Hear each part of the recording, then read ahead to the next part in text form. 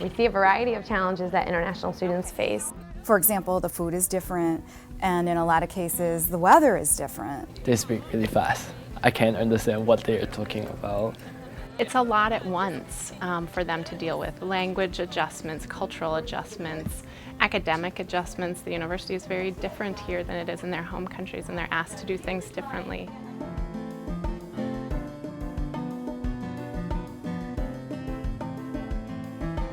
So within the past year, we opened the English Language Academy, which houses the Intensive English Institute. The primary purpose of the IEI is to prepare students for undergraduate or graduate level coursework at U.S. institutions of higher education. If we are truly a university at UW-Whitewater, we want to welcome the world. And one way to welcome the world is to offer English courses at different levels that help students experience this part of Wisconsin. So we do that through a variety of ways. One is classroom FaceTime with a teacher, and they also get supplemental instructions, small group or one-on-one instruction with a student tutor who's trained to work with speakers of English as a second or foreign language. And then we have experiential learning, so we take them off campus and they go do a variety of activities that all have objectives and learning goals assigned to them. So our program allows them to really focus on that linguistic adjustment, the cultural adjustment, the social adjustment, while focusing on their coursework, but not being thrown into the academic mix. One thing that we also try to help students with is just to prepare them for academic life and help them develop the academic study skills that they need to be successful in this university or any other university in the US.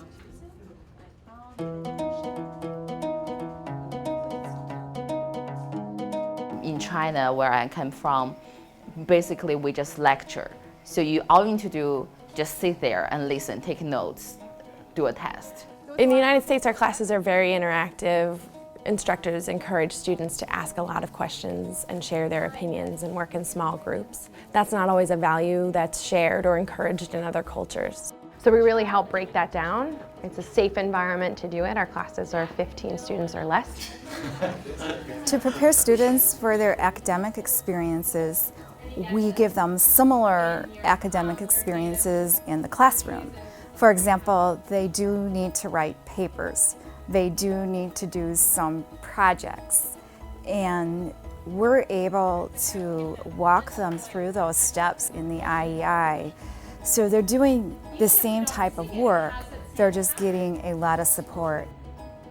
Yeah, the presentations help me with the daily life, with talk with people. We want our students to feel comfortable speaking up in classes, expressing their opinions and their views. The most important in the beginning was like the grammar, I think. The grammar and spell correctly the words. I was struggling to pronounce the TH, the, and I have to pronounce like the. So I was always complaining with my teacher, and after that she helped me and covered it. I think the pronunciation and the reading, the academic reading is really helpful because it could improve my English.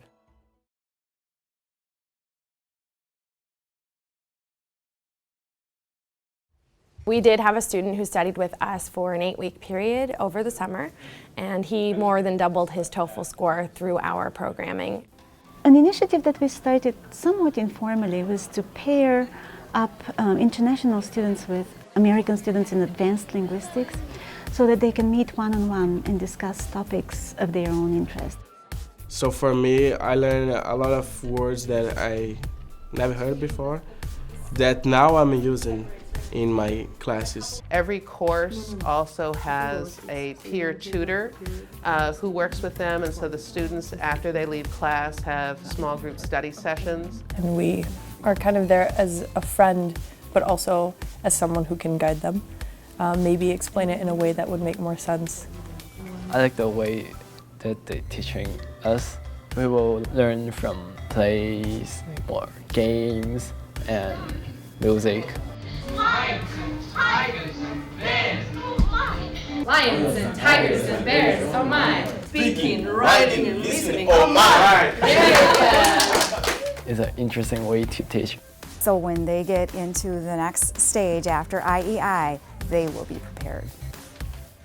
Learning doesn't take place in a vacuum, and when you're learning a language in a new country, it's really important to get out into that country and apply it.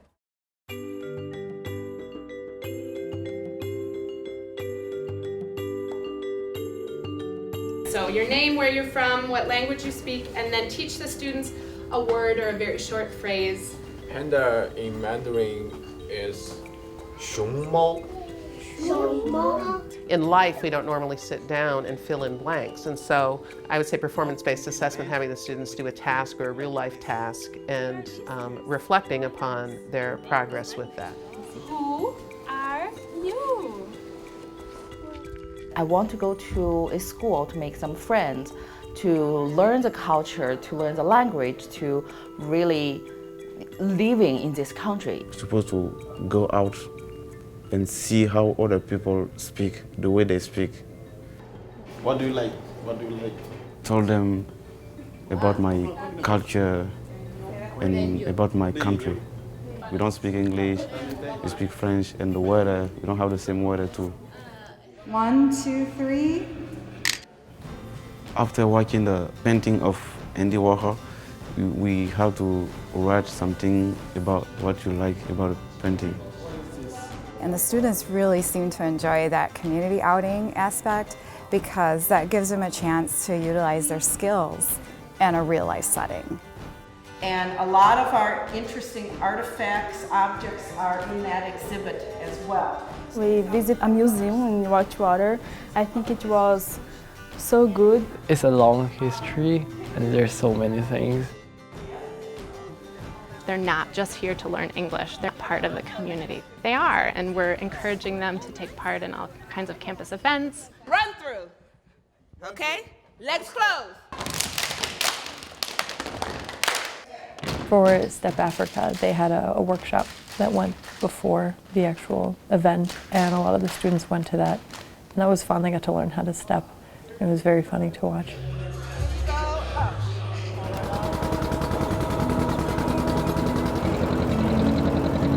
In the fall, they'll be picking apples and going to the pumpkin farm, or maybe on a nature hike where they can enjoy all the different colors of the leaves on the trees. Yeah, see the nature, and was the first barbecue here. It's so different, but it's nice too. A good experience to go to a farm and then to see what is a farm. I've never been to the gourmet before. It was my first time. There are many social and cultural events on campus, but one that I'm personally involved with is a potluck Thanksgiving dinner. It's the first time I tried turkey. I would like to know something special and traditional from the country because the Thanksgiving dinner was really nice and everybody was helping each other. We had the bingo. Autumn. Autumn.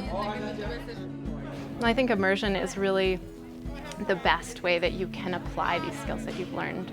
But there's nothing like actually being in that situation and eating, sleeping, dreaming, doing everything in that language and really being forced to use it. There's only so much you can do in the classroom environment, and you can do a lot, and there's a lot of learning that takes place, but this experiential learning and being here and the cultural awareness and the cultural exchange that they have is not something you can replicate in a foreign language classroom or an English language classroom. Oh, that's a good one.